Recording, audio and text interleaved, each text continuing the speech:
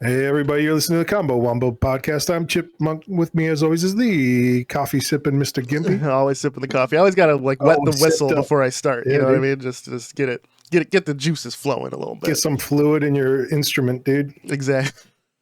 your voice is your instrument, dude. That sounds wrong. Pause. Get some lubrication and the vocal cords. That's even worse. And before the comments say I can lubricate your vocal cords, you know. Talk to it, dude. Talk to it. Damn, I'm still terrified about that. Did the internet gang stalk this poor girl, dude? Are you terrified about it? I mean, yeah, dude, because like she got like a media deal. She's living her best life, but man. like she was kind of like forced into it a little bit because like they're like it was like a famous rapper was like, find me this person now, and like everyone on the internet started like looking for her, dude. Like that's terrifying, bro. Like imagine just being like 20 something, a little drunk, you say something off the fucking cuff. Like you or me could easily do this like today. Like if we went out drinking tonight and like somebody threw a camera on our face and we just wanted to like clown on them, we could probably come up with some stupid viral shit. And then imagine like the next day, like everyone's like at your house, like your kids, like you like wake up, you're like, oh man, we got pretty drunk last night. There's like a million notifications on your phone. Like, bro, like you guys became internet memes and we're like, shit. Like, I think she leaned into it pretty well. Yeah, honestly, it almost felt like the no choice though. Like if everyone's like, you know, stalking you and like, what's your take on blah blah blah? It's like, fuck. All right, I gotta make some money off this, if anything. But like you like, I feel like you're not able to fall back into like almost like a normal life at that point. Like you're probably gonna get fired and shit. Like it's gonna be. She's capitalizing on her 15 minutes. She's making some money. Yeah, get that paper. And a year from now, we'll remember the meme, but we won't care. You know, just I'm talking about like the society as a whole.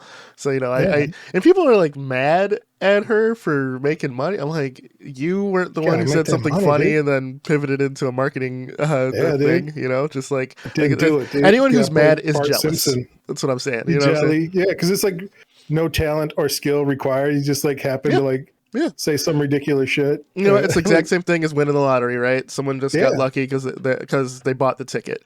And they're like, oh, well, they didn't deserve it. Did you buy a ticket? Well, no. Well, shut the fuck up. You know, you gotta have a ticket to Wendy. You gotta, you know, spend some money. Don't gamble, dude. It's a scam. Exactly, man. Just be happy for people. Yeah, whether they get blow up 15 minutes or if they, you know, like it's not like she's gonna change the world. You know what I mean? She's just here to entertain.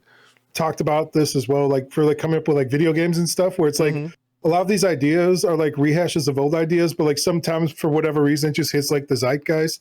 I think like the example we were talking about before was like Angry Birds, where it's like, yeah, there's like 100 like physics simulation style games like in Flash that people were making back in like, the day, and like none of those popped off. Like, it was like Flappy Bird was just the helicopter game where it just went up and down and just Flappy Bird just threw Mario sprites on there, and then that guy panicked too, dude.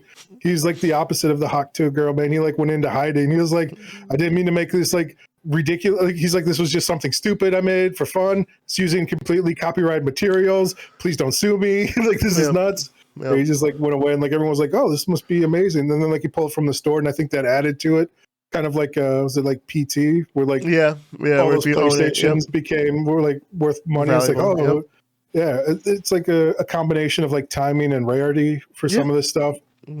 Adds to like it's like virality. Yes, exactly. Like, there was a game jam that Sir Solace and I we were going to participate in, but we both were so over the Flappy Bird phenomena at this time that I was like, dude, we could do this, but like, do we really care? Because the game jam was just to remake Flappy Bird with your own spin.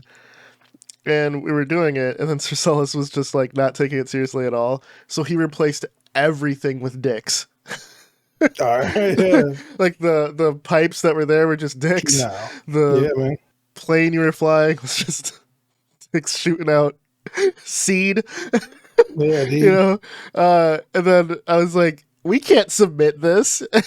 Yeah, dude. This became an M18 game real quick. All right, but can't have phallic symbols in your game. Exactly. Well, we had a good laugh, and then we decided not to participate in that, right? Because we weren't going to do it like to be very, you know, have fun with it. We have the main thing to do a game jam is to improve your coding and improve your just time management skills, right? Yeah, Which, and to finish something, I think that's and to huge. finish something, which accomplished, because I don't think I worked on that thing. I think Solus just stayed up one night and he like showed me like at the end of the day, check it out, the next we're ready day, to submit. and I was like, what the fuck?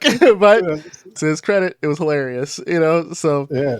But yeah, man, just it is what it is. Like you can't fault people for catching a wave.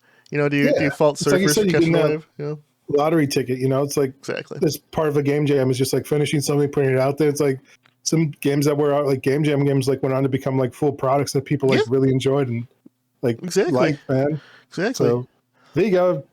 Catch a wave, like you got whatever, you miss 100% of the shots you don't take or whatever they say, but like exactly. you're not like finishing and producing and putting up stuff, like you don't know, you're not getting like that additional feedback.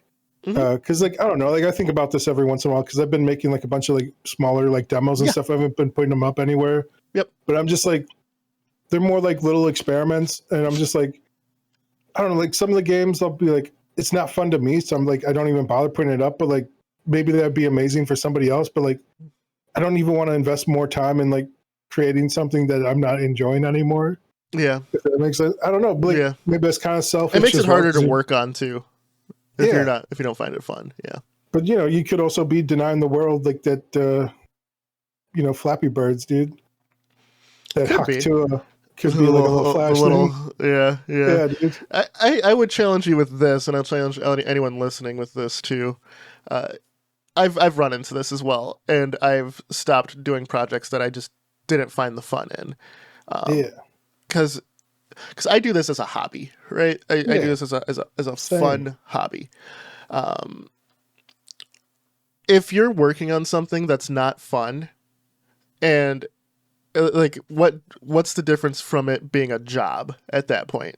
And a job you're not getting paid for. It seems like torture, and I feel like doing that you're making your hobby not fun, and then you're gonna burn yourself out on the hobby, and then you'll probably never do anything again. Or like myself, I burnt myself out on the hobby. And it took me 4 or 5 years to even do one game after. So, Yeah, I was watching this guy who was a YouTuber, and he was like putting out like video content about game making, and he said he did a game jam and he spent like 3 weeks working on this game with this guy, and then the guy just stopped talking to him, and he's like, I spent like a whole week making this game and I sent it to this dude and he didn't even reply. So I like basically made a game for somebody and I don't even know if they played it.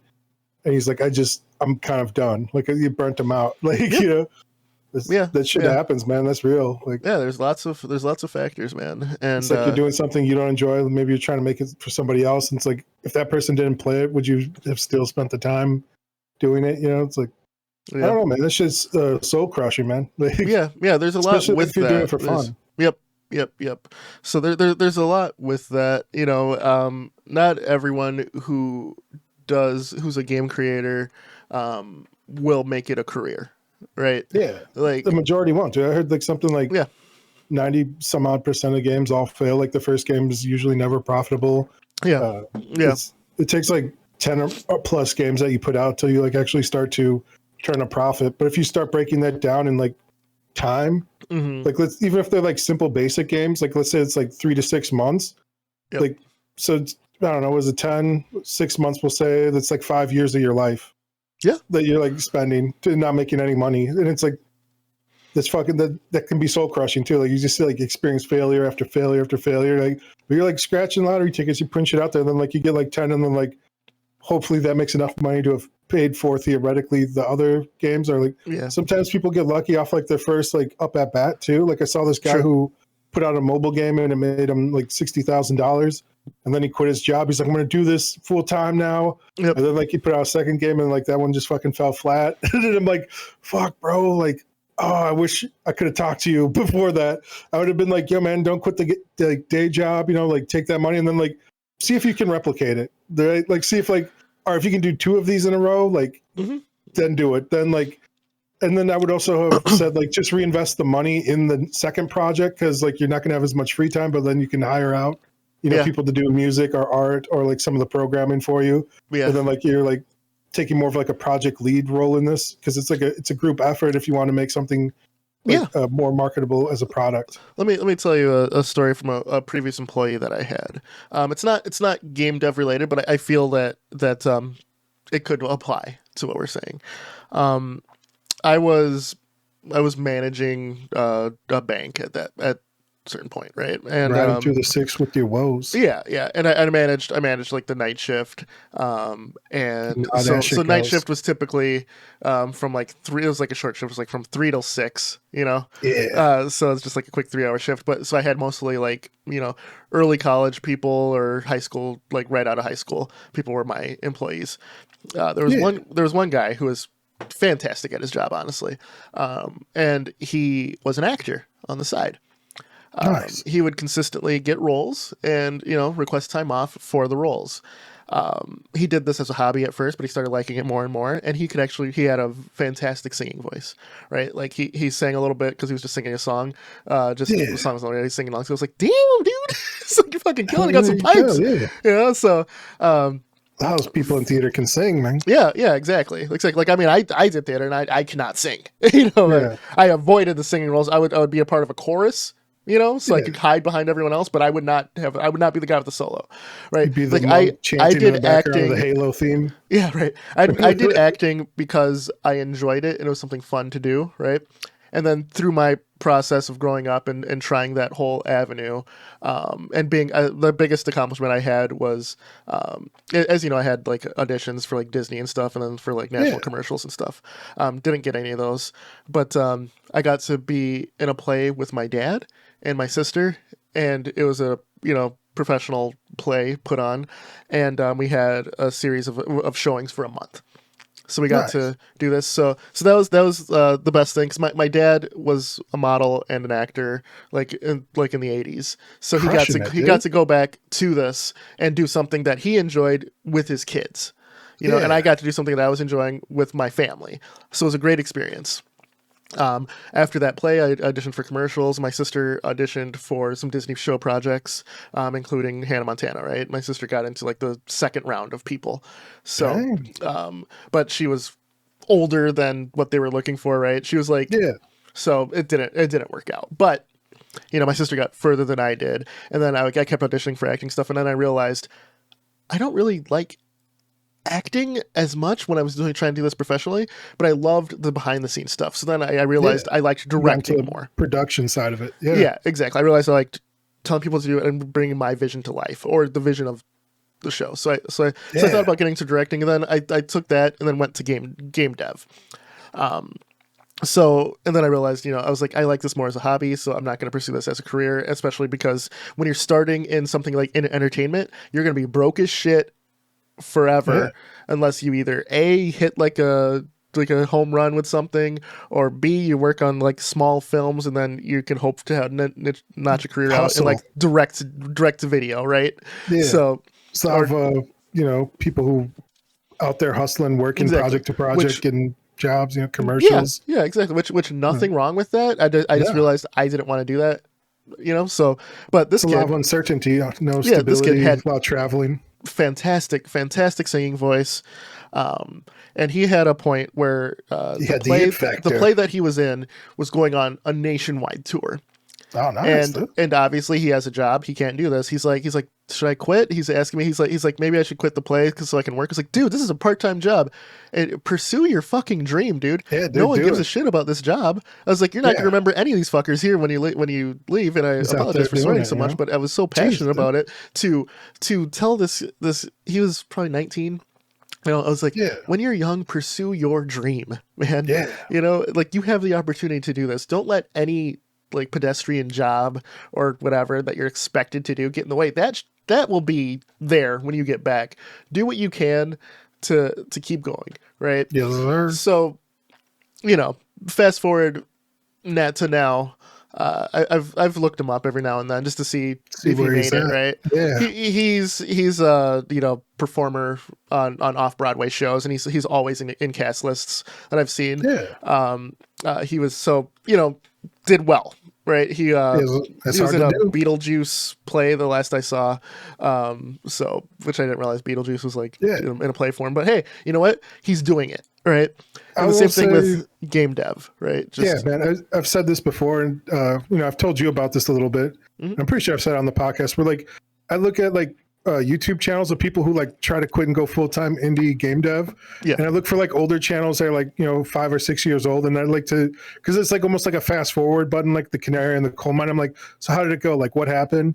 A lot of the time, worst case scenarios, like they end up going back and getting a job, or they have to return back to like full-time employment. Like, sure. And a lot of that's like the luxury of like maybe having like a, safety net, a secure system, like, friends and family as well. Like that are really like, yeah, man, you can crash on my couch for like a few weeks till you like find a job somewhere. But there's always going to be like a job out there. Like if you're willing to like work or hustle, like, and like we said, like timing's so important, and you could do your best work. You could do great work, and just nobody gives a fuck. And that's just like the reality of life. Yep. Like I think there's a lot of like survivorship bias. A lot of people are like, I did it, anyone could do it. Like there's always like this asshole Mark Cuban. He's always like hustling. Like he talks about like hustling and like being an entrepreneur. He's like, well, when I was a kid, I'd sell trash bags and I'd go around and I'd trade baseball cards. Also, I patented streaming video and music on the internet, and that's how I became a billionaire. It's like, bro, fuck your trash bags. You're like trading cards. Like you hit, like that's not like replicatable success, right? Like you're not giving me things like I could do. His point I don't was have a time machine. His point was he was always grinding. Is the point? He was always taking lottery tickets, right? Yeah. I think that was his point, which I think it's pretty valid. Honestly, Mark Cuban as a billionaire seems the most down to earth billionaire I've ever seen. Yeah. But that's outside looking in. But yeah, I get your point too. Like that's cool, but like it's not replicatable, right? It's like you see somebody like who does like Stardew Valley, where he spends like 4 years living off his like wife, like to work on a game, and then it luckily became successful. Could have easily also been a zero, right? Nobody could have gave a shit about it. They could be like, oh, what's this weird Harvest Moon clone? No, I thought he did it right after school. I didn't think he was married. The Stardew Valley guy. Well, he's like his girl supported him through like all this like 4 years of like him developing stuff. Oh, did she? Okay, and like he was like a perfectionist. He kept on redoing like all the sprites and stuff, and it worked out for him. Luckily, right? It could have just as easily been like something you see in like, what if Harvest, like again, timing's everything. Like what if Harvest Moon had put out like a new like actual competitive, because they've been coming out with games that just hadn't hit, and then they like slowed down production. Like I guess nobody's interested in like this subpar product we keep putting out, right? But it's like, no, man, you guys aren't like upping the bar. You're not creating anything different. You're not building up these systems at all. Like you're making shit like we played back on the Super Nintendo. Like the game space had moved on. Multiplayer, I think, was one of the biggest things Stardew Valley added as well. Not to mention all the other like cozy game stuff that they've added, but being able to to work on a farm with other people is huge. And like my wife loves the Harvest Moon series, but she also moved on to Story of Seasons, right, which is the original developers went and did that. It took her a while to get into Stardew Valley because she didn't like how the game controlled, right? And like I have. You probably can't see from her desk from behind me, but there's Harvest Moon shit all over that desk, or Story of Seasons stuff, and like mostly my stuff's being shown, but it didn't, even to the audience that you're going for. Sometimes that doesn't hit. Sometimes you do things a little different, So what if everyone? And then my wife ended up liking Stardew Valley after a while, but this was after it came out of early access, after it, game 1.0, she's owned it forever, but she didn't really take a good stab at it until years later, so you already got that sale. What if people, you could get a bunch of sales? What if no one plays your game? Then why are you updating it? Why, it's a huge, you're right. Luck, timing. It's a part of it. Like Mark Cuban says, you gotta be scratching them lottery tickets or whatever. Like you gotta put in like, what is that quote where it's like luck does play a role, but I often find people who work the hardest seem to get the luckiest. Yeah. It's definitely. I think it's the one we got to end on, brother. Solid. Hawk to this episode into the void, dude. Exactly. Let's get on with our day, dude. Exactly. That also being said, just because you're working alone and you have to do everything as a game dev, does not make you a business savvy individual. A lot of that too is. Like you made a game, great. Now you got to be marketing. Now you got to be business management. Studio shut down, dude. Successful businesses shut down, especially in the game space, dude. Like exactly. People take contract work and still go under. Yeah. Like there's all kinds of aspects to this. And for me, you know, I did. Well, we'll get into this in a different episode, you know. But I did cursory jobs to support that when I was trying to do it. So maybe we'll do a, you know, in the life of Gimpy kind of a thing of what I've tried to do to do this before I decided to just do game dev as a hobby, because it's more, you know, keeps me sane. Been doing anything this week for programming or anything else? The only thing I really did was set my array up for the blocks coming in. Nice. And I've generated the blocks from the array, so that's working. I just have to make a game out of it now. That's, you know. Yeah. How about yourself? Anything? No, I've been playing a little Dragonborn, but I've been doing some writing. I've been doing a little bit of writing from yesterday and today. Just like the short story I've had in my head for a little bit of just like knocking that out. Nice. I'm like on chapter 10 of it or something. But nice. Yeah, this is a fun little thing, dude. Yeah, you know. That's the thing with creativity, right? We're here for game dev, but you know, no one's a one trick pony. You know, everyone has different interests, skills, abilities, different skills.